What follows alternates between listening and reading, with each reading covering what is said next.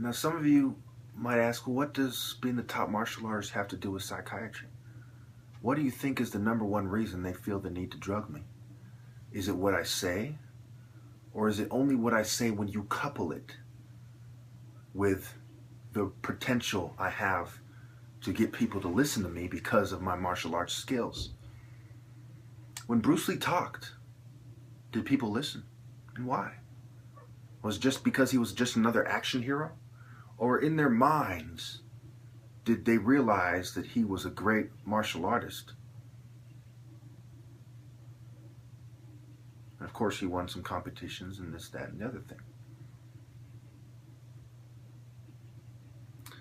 And then, you know, it's when you have a martial artist who is a very insightful person. Because some of these guys aren't too insightful. Some of these guys who, you know, say in the UFC, you know, it's rare you see someone in the UFC who's a philosopher. Very, very rare. And that's why they love it so much. A lot of people don't understand the reasons why the UFC was chosen. You know, because if you do martial arts in that way, then people other than black people are very likely to, you know, be the UFC champion, because wrestling isn't too popular among black people. Amongst black people, boxing is, striking is, which has more to do with martial arts than wrestling. So as soon as you orient, you know, you have a sport that's oriented in a way that allows wrestlers to have the upper hand, then you have screened out your biggest political opposition in America historically, which is black people. You know, your biggest uncontrolled political opposition. You know, the riots in America, black people. You know, Selma and Martin Luther King, the Panthers. Okay, so when you look at this from a position of, you know, a social controller, and based on history, based on, you know, the information you have. The information you have shows you that black people, whether it's nature or nurture, whether it's cultural, environmental, whatever it is, are far more likely than other races to resist in an uncontrolled manner, to take it upon themselves. You look at the murder rates. Black people kill the most people when it comes to proportionally. You know, the murder capitals are in black areas. You know, Baltimore and D.C.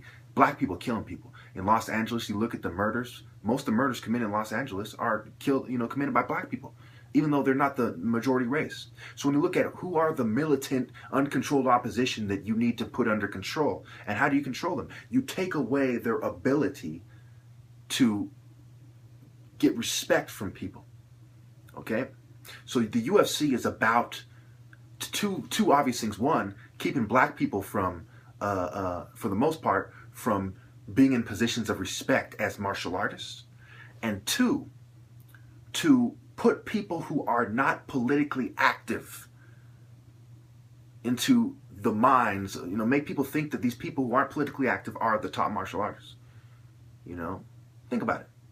How many philosophers do you have in the UFC? How many political activists do you have in the UFC? It's a fucking joke, right? You know, there aren't any. The Iceman, Chuck Liddell, was he ever politically active? No. You know, I don't think I've ever heard him say anything smart. No offense to these guys, okay? You know, it's a sport, you know, whatever. You know, some people, it's entertainment, it's cool. But I don't think these are the top martial artists, because they're not.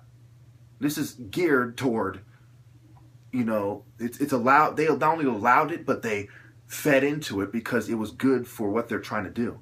You ever heard the phrase, good for business, conducive for your political agenda, you know, and so on. Okay, there's things that are good for business, good for what they're trying to do. There's things that are bad for what they're trying to do. A lot of you don't think about these things. You just see these people beat each other up. You say, that's a bad motherfucker. But you don't ever truly think about it, you know. If that guy's walking down the street, is he really the baddest motherfucker on the street? Or is it someone like me who can strike you really fast before you can really do anything about it? You know? Therefore, if I have a problem with you, you know, and I have a knife on my fucking keychain, you're in trouble. Even if you have a fucking gun. Because a real martial artist can kill you fast. Why do you think even, you know, all over the world, you see people with AKs and they're handing out knives too? Why are they handing out knives? Because what most of you haven't thought about is Sometimes when the guy who takes a knife to a gunfight, he ends up winning. I'll let you figure out why that is. So, when you look at this as a combat art, as what it really is, you know, it's mixed martial arts. It's really there in the name, okay? It's a mixed martial arts competition.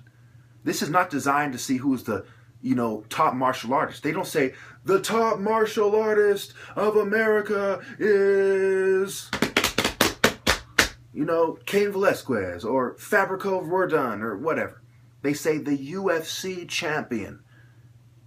You have to make that distinction. But they don't want you to make that distinction. That's part of the mind control. You know, they're like, we're being honest about it, you know, but really they're subtly feeding into the misconception that that's a top martial artist. When it's not, and I am. You know? And so, you know, it goes back to how many of these guys you see, you know, protesting and trying to lead political movements. They're not. And if they ever do, watch. They'll be Democrats. They'll endorse a candidate. Bernie Sanders, Hillary Clinton, Donald Trump. I've seen one of them say, Donald Trump. You know, is that really, you know, political activism, or is that obedience? Political obedience. There's a difference. You have to make that distinction as well.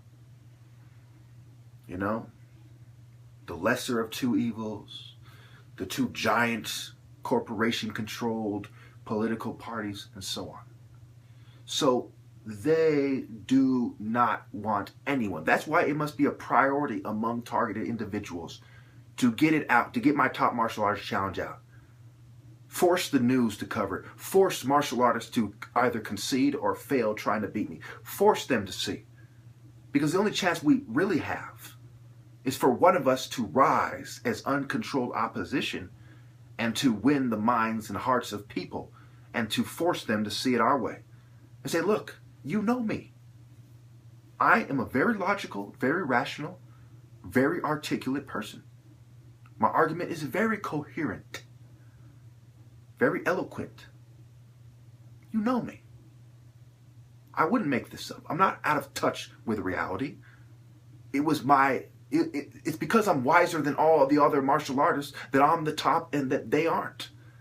Because we all have the same thing that we're analyzing. How can we be the best? And my analytical skills came out on top because God Almighty has triumphed me, you know, has triumphed me over the indifferent people, the bootlickers, the evil people, and all the fucking scum of the earth.